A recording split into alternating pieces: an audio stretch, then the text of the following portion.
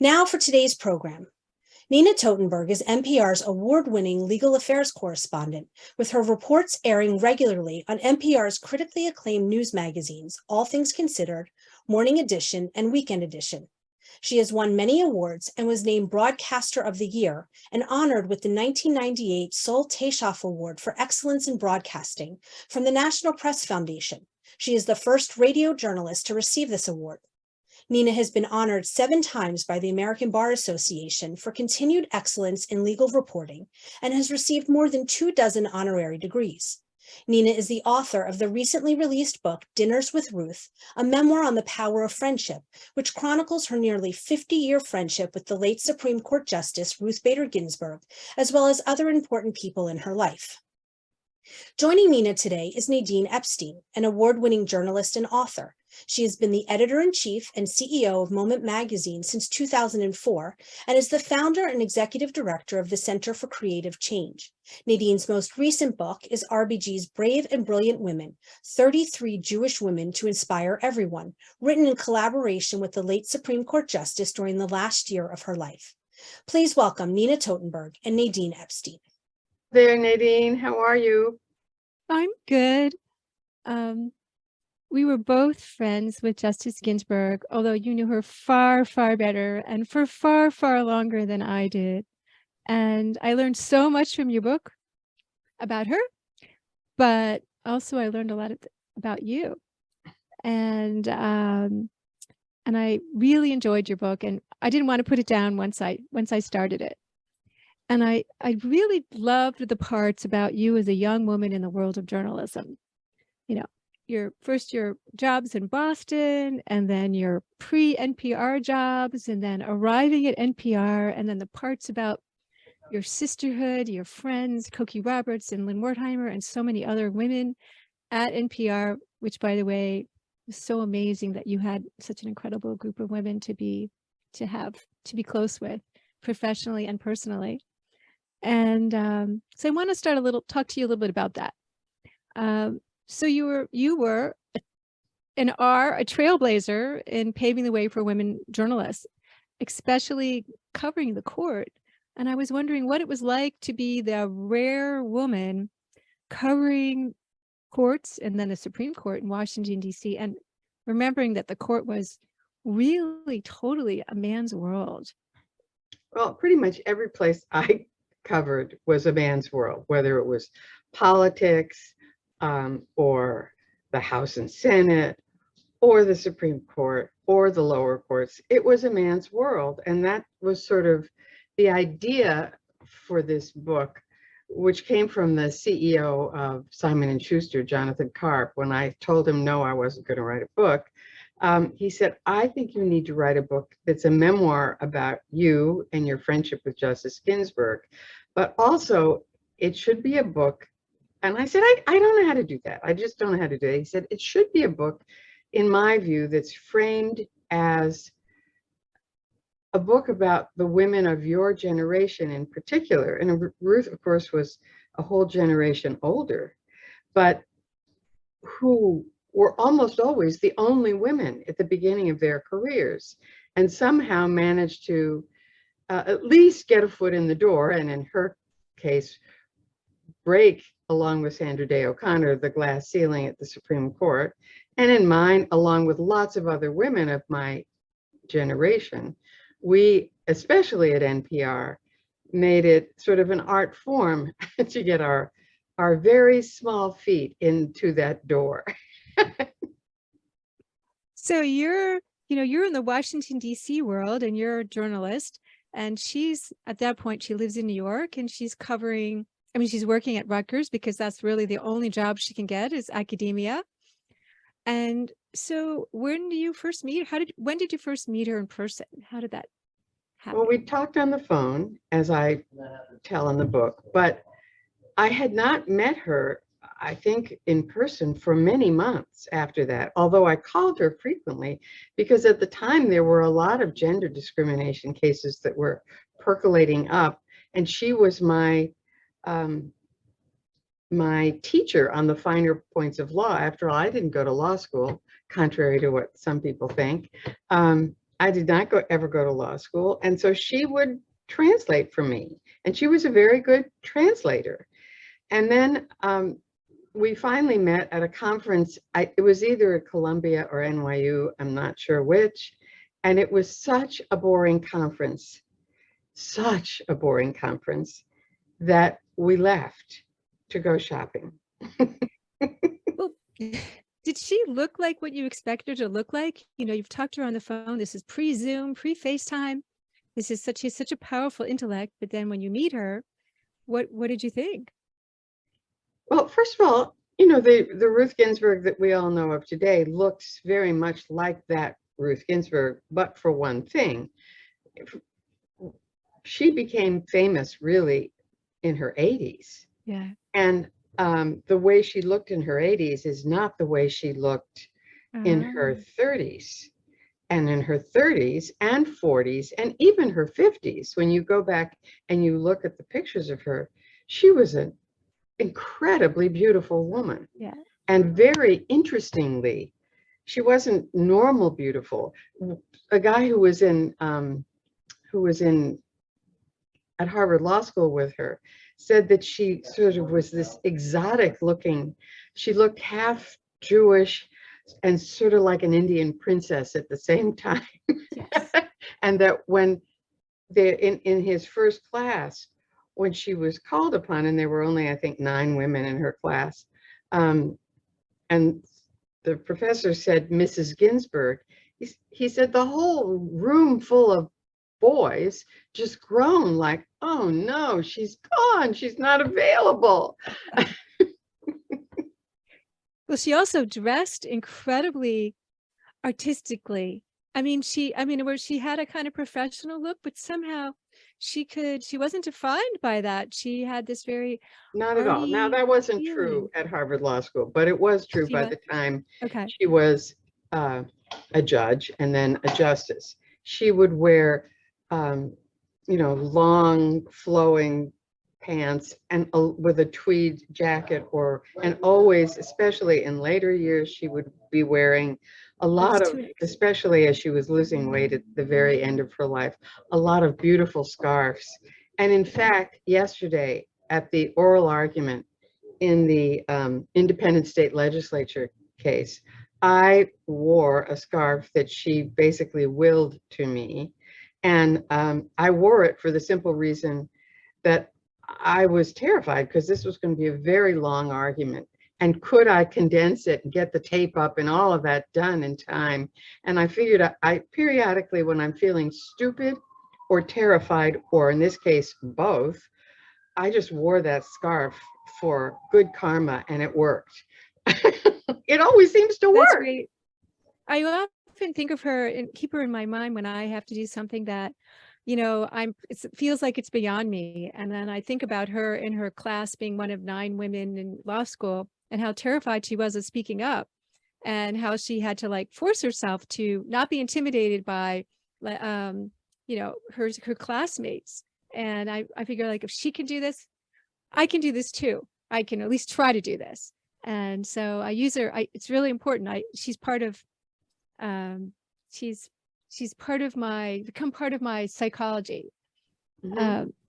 So I know you don't remember anything about the shopping trip, but do you remember anything about that day? I remember the very boring conference. I remember the cab ride, and the cab ride was particularly fascinating because she had applied for a federal district court judgeship, and there was a screening committee that was lawyers, you know, muckety-muck New York lawyers, appointed by Senator Keating, who was a Republican, a liberal Republican or moderate Republican, and Senator Kennedy. And they interviewed her, and they told her flat out that she would not be recommended because she didn't have enough securities experience. Yes. To which she said, and how much experience do you think they had with discrimination cases? Yeah. Wow. I know I always think about And actually, a few days ago, I talked to a group of third graders about Justice Ginsburg, and I was talking about how she applied to become a clerk at the Supreme Court, and she was rejected because she was a woman. She didn't even get an interview. Yeah, that's incredible to think about that. Well, you know, what did you learn from her? I know there are a lot of things that I learned from her, and I'm wondering what you learned from her that you carry with you today. Well, you know, I think the biggest thing I learned early on in my friendship with her, really my relationship with her, which was when I was a good deal younger. And I learned that she, who was way smarter than me, she was perhaps the smartest person I ever knew in terms of sheer raw intellectual power and retention of information. That she too felt that she was an outsider with her nose pressed up against the window saying, let me in, I can do that job. I can do that job as well as you can. And I can do that job maybe better than you can, some of you men. And I felt that way very much. And I felt that way for a long time, even up into my 40s and even maybe my early 50s. And to know that she felt that same way at similar moments was very important to me. It's very interesting. I think she had a way of sharing, like once she became Supreme Court Justice, and I think she had arrived, she had a way of, and I didn't meet her, of course, until really, I didn't meet her till after Marty died. So I know her only in the last, 10 years of her life. But she had this way of, I think, empowering, I want to say empowering is the wrong word, but sharing her power with other women. Like she saw, and other people, yeah. people, I've gotten a lot of letters since I wrote this book from people telling me stories about her generosity to them. Yes. And it's really quite astonishing because, well, just for example, this is not a woman. This was a man who worked in the IT department at the Supreme Court. And somehow Justice Ginsburg found out that he loved the opera. And so she started talking to him about the opera. He was designated at some point to come teach her how to use a computer, I think. And so he did, and she started talking to him about the opera. And they became really good friends. And periodically, she would have an extra ticket when Marty was away or something, and she would take him with her to the opera. It was an incredible, and he, of course, just loved her. Yeah. And just from my personal experience with her, in the last year of her life, when we were working on our book, she had a lot of other things to do besides the fact that she was battling cancer.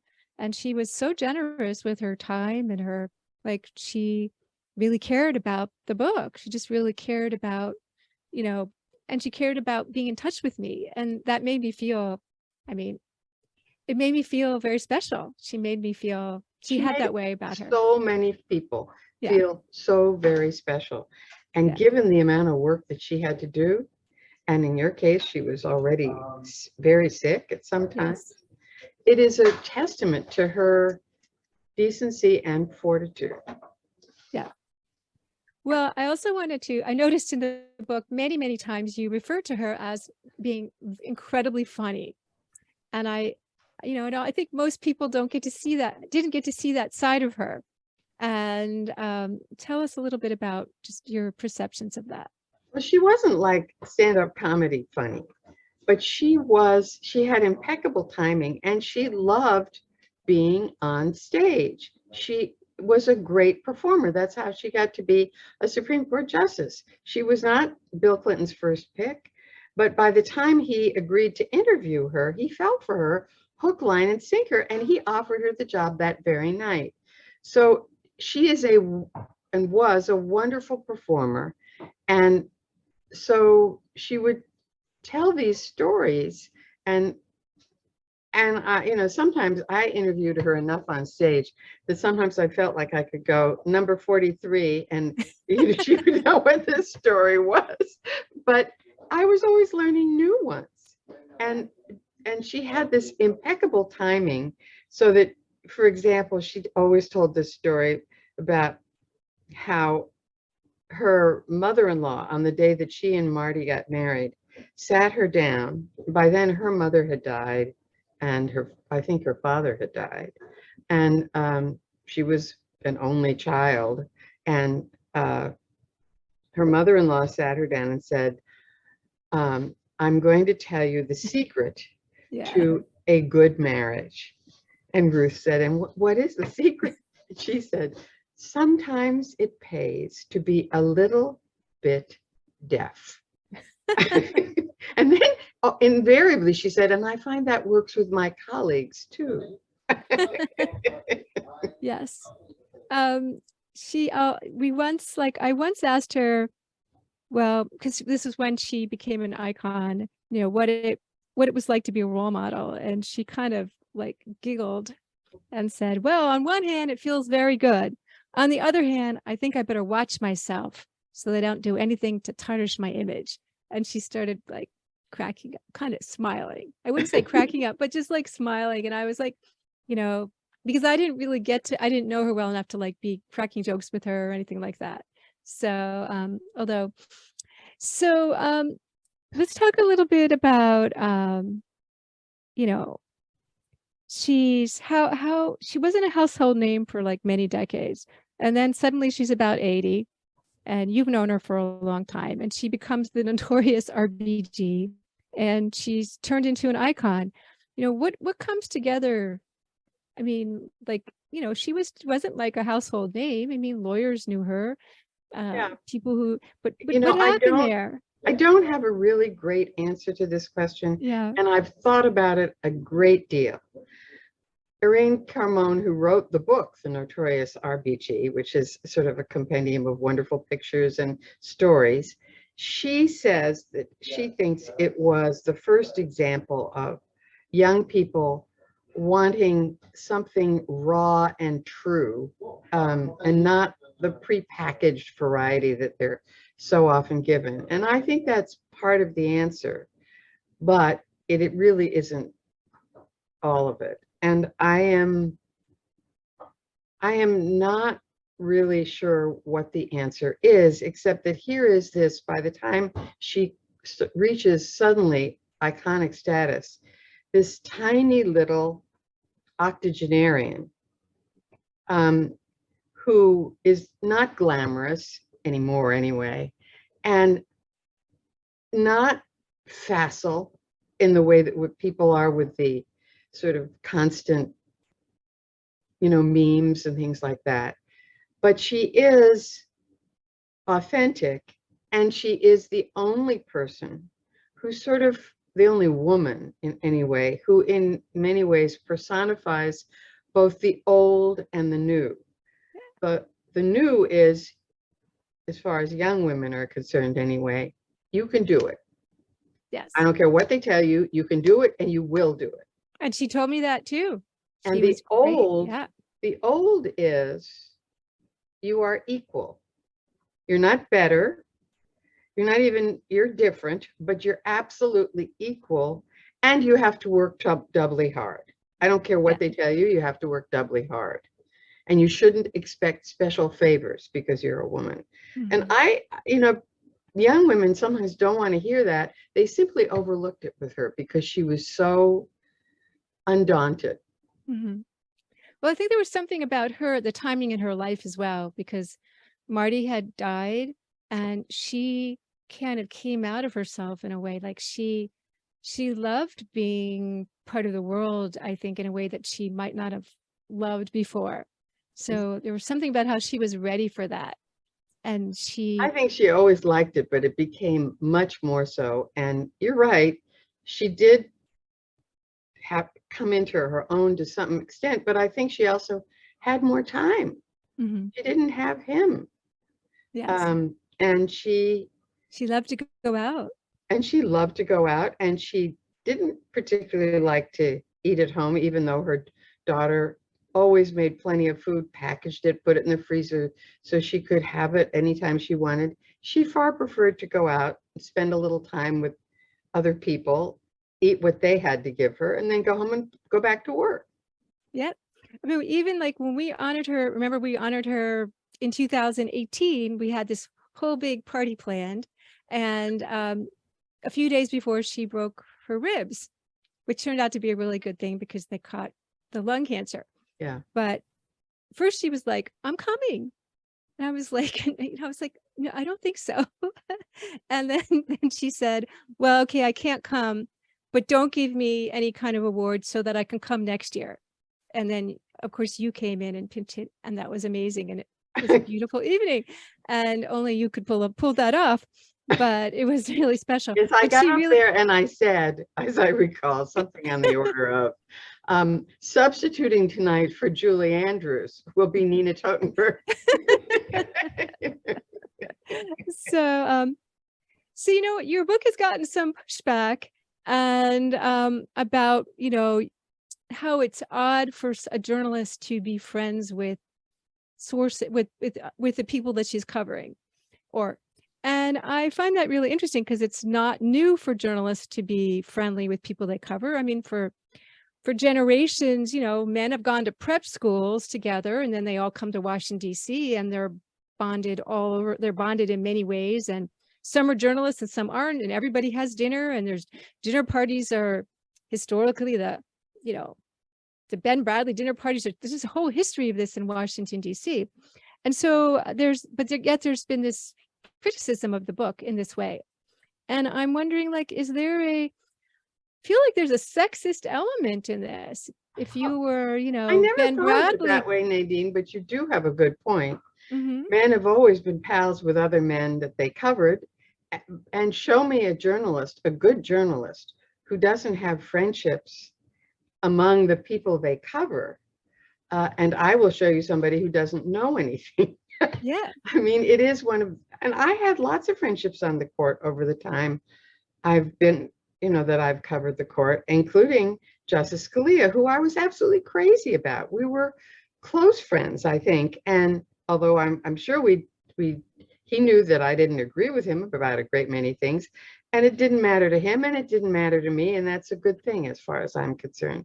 And I was good friend with Justice Brennan and Justice Powell and others. And it's served me very well, both in the texture of my life and what the people I've gotten to know, which I write about in the book at some length. There's no way to turn off my phone. I'm terribly sorry. Don't worry about it. It served me very well in the texture of my life and the people I've been lucky enough to know. But it also is not particularly a problem when you're covering judges, because they can't talk about their behind the scenes works. It's unethical. Just like doctors can't talk about what they're doing with their doctors can't talk about their and you're married to one patients either. So I'm wondering if live radio. I'm going to push the message. Airplane mode. Yeah, the thing that says, can I call you later? Okay. So one of the things, I'm just thinking that friendships between powerful women may be threatening, are threatening in a way that there's more to unpack there and think about. We don't have to figure it all out today, but I feel that that's important. But one of the things at the core of your book really are friendships that cross, ideologies and professions and faith. And to me, that's very important. But I'm wondering, why do you think that these are the kinds of friendships that we need to be having today? Isn't that like really important? I think it's more important than ever. A lot of the friendships that have enriched my life, I didn't deliberately pick this person or that person. They just were people who were wonderful to me or who were very interesting, and I got to know them. And in the old Washington of my youth, that was a very smart and easy thing to do in some ways. The hardest part was crossing the gender barrier. But today, with our lives and our politics and our surroundings so polarized, I think it's more important than ever that we have people who are not just replicas of each other, one after another, or ourselves, that we have people who are our friends who don't necessarily agree with it, and that you can sometimes just agree to disagree and talk about the things that are interesting and going on in your lives. And that you can connect through music or food. I mean, that's how trust is built. That's how relationships, that's how people eventually do learn something, or maybe change their minds just a tiny bit because they trust someone and they have this relationship. So I feel like it's so important. It's one of the things that I kind of carry with me as one of the lessons of Justice Ginsburg, is that she really cared so much about the issues she cared about. She had a very clear view of the law, but yet she was willing happily to be friends with people who had very different approaches, and she had this, she brought civility, and I guess we're losing some of that. I don't know what you think, but are we losing that civility today at the court in this very polarized era? Well, I don't actually know what's going on behind the scenes, but I think they're trying to get on a little better, but I think it's very difficult when there are 6 members of the court, 5 of whom are by and large far more ideologically committed than justices typically have been in the past. It's not that there haven't been liberals and conservatives on the court, but they shifted alliances often depending on the issue. And it was difficult often to getting to 5, as Justice Brennan used to say. But it was important to do that, and they worked very hard on doing that. And you're watching a court that is today probably more conservative than any court in about 90 years. And that has taken its toll in terms of the number of cases that are 6-3. And even with Chief Justice Roberts, who God knows is a very conservative judge, being in the middle, one suspects that in order to preserve some sort of control, he will move further yet to the right. Yeah. So, every time I talk about Justice Ginsburg, I give a talk or I talk about the book, I always get the question, which is, why didn't she retire? And okay, I'm going to give you the and I quick want to and hear what dirty your answer. take is on that. I'm going to give you the quick and dirty answer to Okay. that. We now know, I didn't know at the time, that President Obama invited her to the White House in, I think, 2013 or 14, and suggested basically to her that she might want to think about retiring. And she did not do it. You have to remember that at the time, there was still a filibuster of judicial nominees in place. And I think that the reason that she didn't retire then, that there were lots of reasons. One, she was at the top of her game. She was the senior liberal justice, and she was able to make some real differences there because of that. Secondly, she really did think that Hillary Clinton was going to be elected president, and she wanted to give the first woman president the opportunity to replace her. And I think that she thought that whoever did replace her, if she retired and Obama were able to make a nomination, that it would have to be someone that she thought, in order to get through, if that individual could get through, would be sufficiently less liberal than she was, that she didn't want to make the effort. So she was healthy, and she rolled the dice, and she lost by a matter of weeks, but she did lose. And I think in the last months of her life, when I saw her every week, because she came to us for dinner every week, once a week, because it was the only place she could go during the lockdown. I think that she subjected herself to a lot of things in order to try to stay alive that she would not have otherwise. Every time I communicated with her, she always made it feel like she was going to be around for when our book was going to be finished. She could, she was so positive. Like, it didn't seem to me that she, I wasn't in the inner circle. So, I knew she was sick. She told me she was sick, but I didn't know when she said she was battling cancer, like how extreme it was. But she always was so like forward thinking and so positive.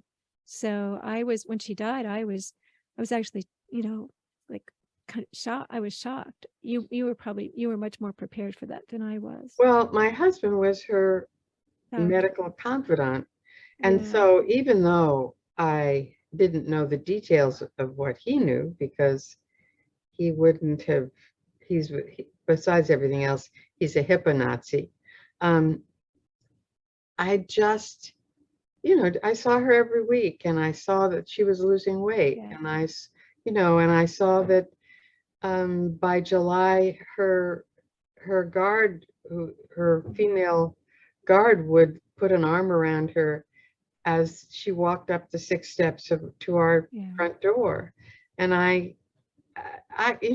and she was quieter and quieter because she was, I think, conserving energy. So you just can't, I didn't know what David knew. And so I could be like you and hope that she could conquer it all until after the election, but she failed by a matter of some weeks, basically. Yeah. Well, how has covering the Supreme Court changed since then even? Has it changed since she died? I mean, is it? Oh, well, it's definitely changed since she died because she was replaced by Justice Barrett. No, covering it, not. Oh, covering it? Not, I know it's changed, but covering it. Well, I'll tell you some things that have changed that are of no interest to most people. They can't keep to their normal times. I mean, usually always until now, they have, if an hour was allotted for argument, an hour was what it would be. And Chief Justice Rehnquist would literally stop people mid-sentence. Chief Justice Roberts didn't do that. And obviously there was a little more wiggle room when they couldn't see each other during the pandemic. But since they've returned, I mean, most of the big cases they hear, they spend twice the amount of time allocated. And it makes my job a million times more difficult.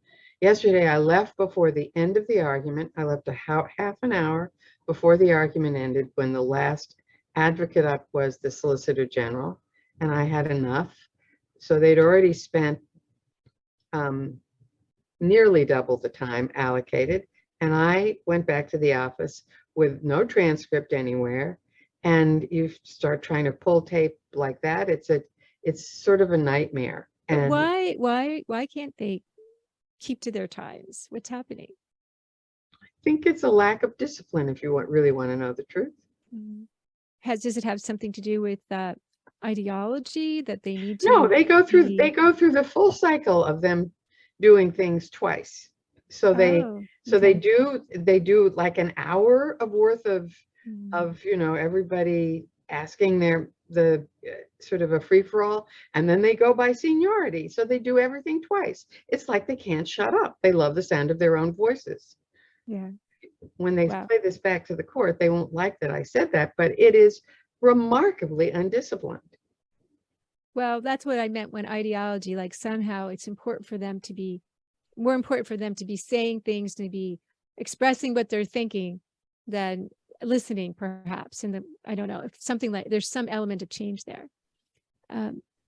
Well, I mean, I have a couple more questions for you. And before I go, I just want to pause and talk about food, because of course, a lot of your book is about having Justice Ginsburg for dinner. And before that, going out, having dinner at her house and having many, many dinners with all your friends.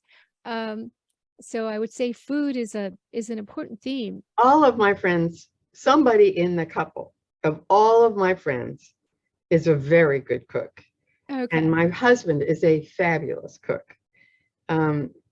He liked to say that he is not a chef because he doesn't bake. Marty Okay. baked in addition to everything else. But they both would, we would bring things to them and they would bring things to us. And it was, and Ruth was, God knows, was a very appreciative consumer of food. Although, as we all know, she was a terrible cook and was banished from the kitchen by her children. I was wondering, why was she a terrible cook? Like my mom, by the way, who was almost the same age as she was, a little bit older, also was brought up not to cook because, like, I guess it was just assumed that she was going to have somebody cook for her, or she was going to. There was that's not, she said she had about 5 recipes and that was it. Yeah. And I gather that, I mean, one of them was tuna casserole. Okay. All you need to know is that one of her go-to dishes was tuna casserole. And once you know that, you know everything. That was the era. That was the era. That was what people ate. But Marty, when after they were married and went to Fort Sill, Oklahoma, because he was in the military, and she had a public, she had a job as a typist and she did something with Social Security. I can't remember what it was, but she had a government job, and they've been given this huge book of the French cookbook, and he, who didn't know how to cook, started at the beginning and worked his way right through the end because he was teaching soldiers how to shoot, and he said that took all of about 3 or 4 hours a day. So he had all this extra time on his hands and he learned how to cook. So she loved food, she loved eating, and I was wondering what were her favorite dishes that she had an absolute favorite of David's, and whenever I would call and give her a choice and leave a message saying, on Saturday night, would you like bouillabaisse or would you like swordfish? Invariably, I would come back that afternoon or that evening and turn on the answering machine, and his voice would just say, bouillabaisse, of course. And David does make fabulous bouillabaisse. Sounds wonderful. Well, and I know from my few meals with her that it was, first of all, which were mostly all in public places, that one, she was a notoriously slow eater. Oh my God. You just, she would come every year after Marty died. We would always invite her to this dinner that we had on our anniversary. So for those of you who don't know this, I'm twice married. My first husband died, and I shortly after that met David Rhines, my husband, and we've been married for 22 years now. And after Marty died, I would always invite her to our annual dinner, which was basically our absolutely closest friends, like 3 or 4 couples. And it was Cokie and Steve and Linda and Fred and Jamie Gorelick and her husband, Rich Waldhorn, and Ruth. And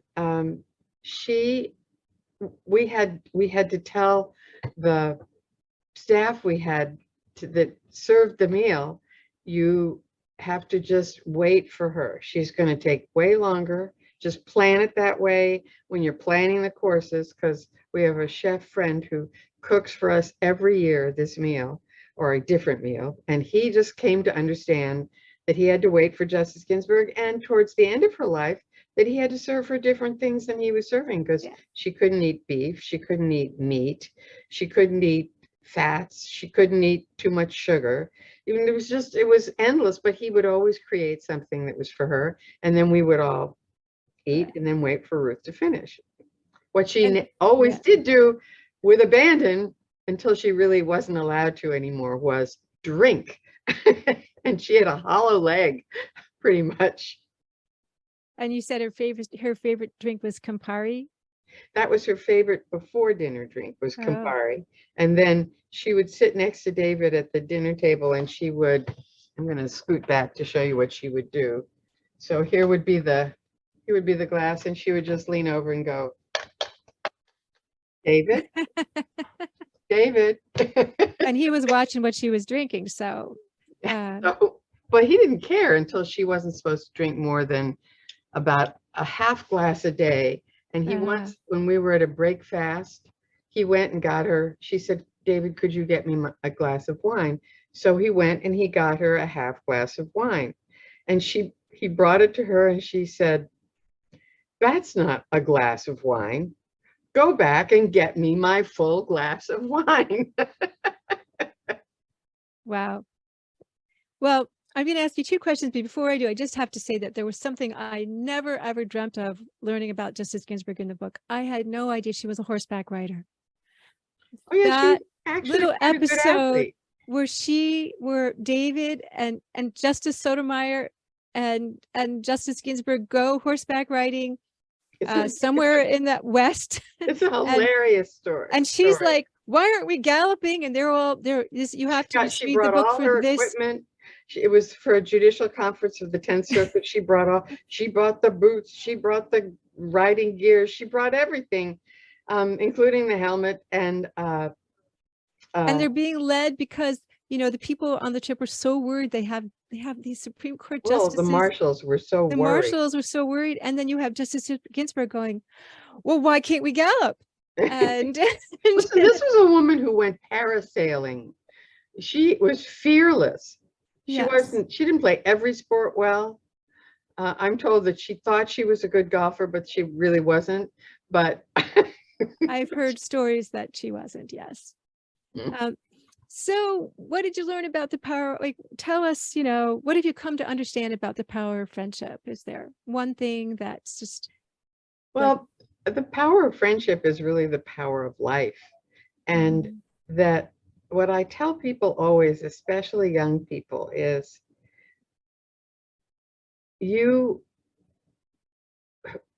what I say to them is, you probably haven't had terrible things happen to you yet, but you will. And you have to, you will be saved and rescued in those terrible things by your friends who will take care of you. And when you have the opportunity to do that for someone else, you should do that, because you will be paid back 1,000,000 times over. So, and I know I would say that the book isn't just about friendship. It's really a book about marriages, about marriage. And, you know, you've been married twice, as you've mentioned, and you're and obviously Justice Ginsburg and her husband Marty had the most amazing marriage of their era. Really, it sounds like an incredible team. And from Cokie Roberts and Steve Roberts had a wonderful marriage until she died, and the Wertheimers. So you were part of these couple groups. And so what makes a good marriage work? It's something I think about a lot. Well, you know, my first marriage was very different from my second marriage. My husband died after we'd been married 20 years. And then I met and married David. And I would say that I knew a lot more about having a good marriage by the second time I was married. All of the things I learned when I was married to my first husband, Floyd Haskell, I did learn, fortunately, in the first few years of marriage, but it's much the same rule that I would wish I could persuade Congress to live by, which is that compromise is a lot easier than confrontation. And a good marriage has to be based on loving each other and making compromises and understanding each other's buttons and why it's not really good to push them. It's just, it serves no purpose to push those buttons or to stick your feet in cement either. Well, it sounds like marriages that are held close to friendships, that are surrounded by friendships, as yours have been, I've been very lucky that way. Yeah, I've are been very married to two wonderful men, and I've had fabulous friendships, and with none of the silliness that people sometimes engage in. You know, uh, one of my evil pleasures is reading the advice columns in the newspaper. And I'm always amazed at how foolish people are in sort of what's right and wrong and what they expect out of this friend versus that friend. A friendship is a thing to be loved and treasured. well. That's a good place to end today. Wow, I know we have a lot of questions. And Suzanne, you want to pop back on? And Yes, thank you both so much. I want to remind everybody that both Nina's book, Nina's book, Dinners with Ruth, and Nadine's book, RBG's Brave and Brilliant Women, are great Hanukkah gifts or Christmas gifts or birthday gifts. And I put a link in the chat to those books so people can read them. One thing that keeps coming up is people want to know how important Judaism and being Jewish was to Ruth, and how the two of you celebrated various holidays. We did not celebrate holidays together. And I think actually Judaism was quite important to Ruth in the latter part of her life and less so in the early part of her life.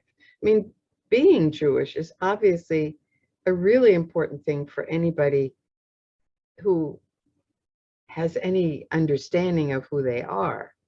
But I don't think she was a particularly religious Jew until later in her life. And even then, it was somewhat nominal, but very important to her.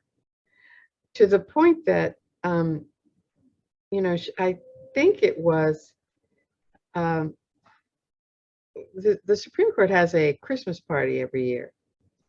And they used to sit on days that were the high holidays.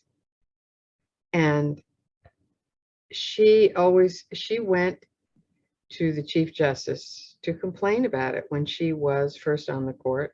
And he didn't, this is Chief Justice Rehnquist, and he didn't change his policy. And then Justice Breyer was the next nominee to the court. And now she had, this is the theory of massing minorities. Now she had two of them.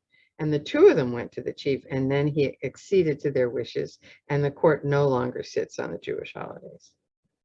so I want to answer that a little differently, in that I think that it was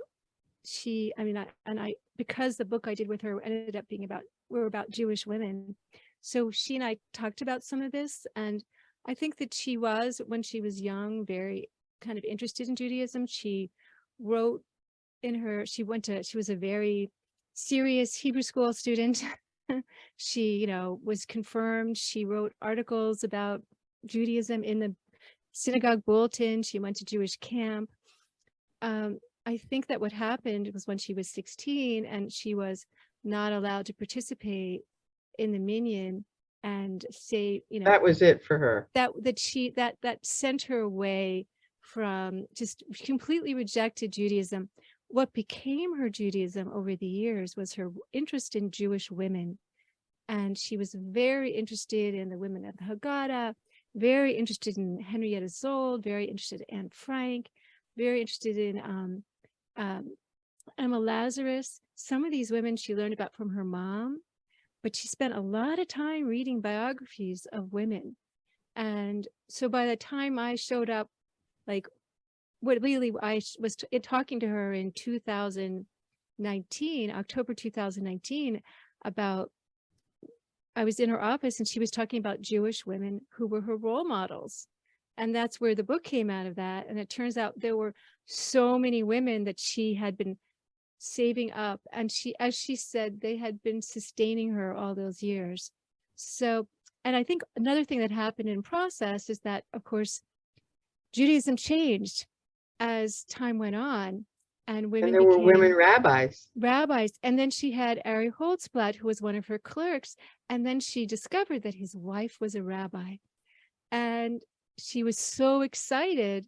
And then that drew her back, and she actually wrote some midrash with Rabbi Holtzblatt.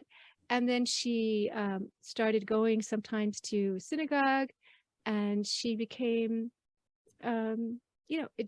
she became, Judaism had caught up with her, and then she could be more comfortable with it, I believe. I think that's a very astute description of what happened with her. And in fact, Rabbi Holtzblatt presided at almost all the ceremonies involving her death, at the Supreme Court, at the Capitol, when her gravestone was unveiled, all of those things, at the burial. Rabbi Holtzblatt was always there. Even before that, so when Marty died, this is before Rabbi Holtzblatt was here and was the rabbi here. And actually, I knew her from New York, but she had Rabbi Harold White, who is my dear friend, who was on Women's Board, who she asked. He was the chaplain at Georgetown, and he did Marty's funeral. And so, she had, there was a connection there. I mean, she asked for a rabbi to be there. Mm-hmm. Nina, you talk about your dad in your book. For those who don't know, Nina's dad was a famous violinist.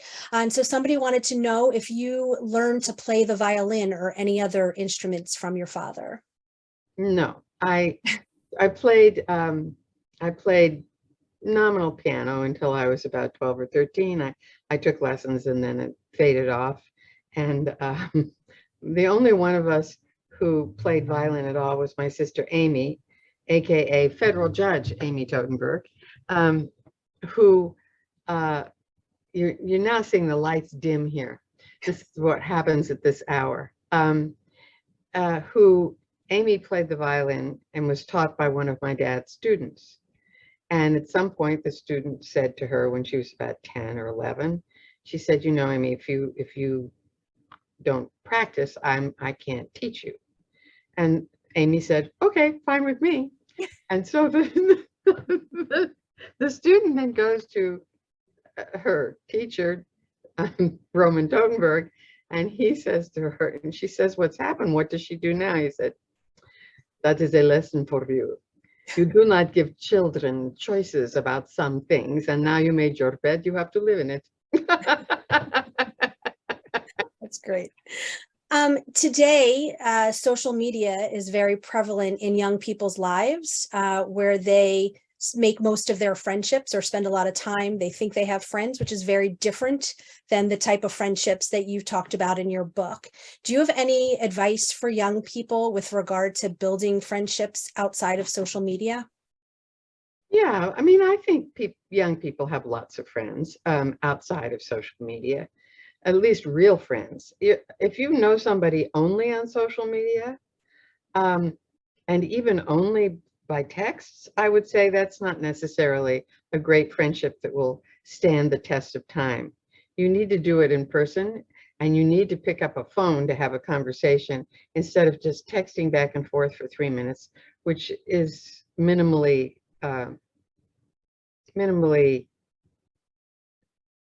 what's the word I'm looking for? Interactive. It's not interactive enough. Yes, it's not, doesn't get you very far. Yeah. Mm-hmm. And then I know a bunch of kids who have relationships based mostly on, online, though. It is a phenomena. Oh, well, they may have them online, but how long will they have them online? I understand. Yeah, I get it. But yeah, it is a phenomena. Yeah. And as we begin to wrap up, how has journalism changed since you became a journalist in the 60s? And then what advice do you have for journalists who are just starting out? Well, it's changed dramatically since I started, because just forget about all the conversation about newspapers. And the fact is that up until, I would say, 10 years ago, I covered tons of things. I didn't just cover the Supreme Court. I covered the House, Senate Judiciary Committees. I covered lower courts. I covered trials, big trials. I covered scandals. I mean, I would have been all over a lot of things that are happening this week, right? I can't do that and cover the Supreme Court anymore because we have so many platforms that there just is no way for me to do my job and serve the platforms that we have. It's not just radio, it's podcasts, it's digital. Every night when I finish a piece, I do a digital piece. Every time I do a setup piece for Morning Edition, there is also a longer digital piece that accompanies it. When I'm talking about the end of the term and preparing for the end of the term, I do sometimes as many as six pre-writes so that I can get a digital piece up right away as soon as the opinion is handed down. One of those digital pre-writes will be basically correct. I don't know which. My predictions often are completely wrong about which, but I try to cover all the potential eventualities. It's so true that journalism has expanded in so many ways. It's incredible. It's a really good point. I mean, it's like you're never finished. And any advice for folks just starting out? It used to be, that I really was sort of a downer because people would say, I want to go into journalism. And the answer was there weren't that many journalism jobs. There were newspapers and TV, and they were pretty hard to get. And you had to have a fair amount of experience to get them. And so getting the experience was very hard.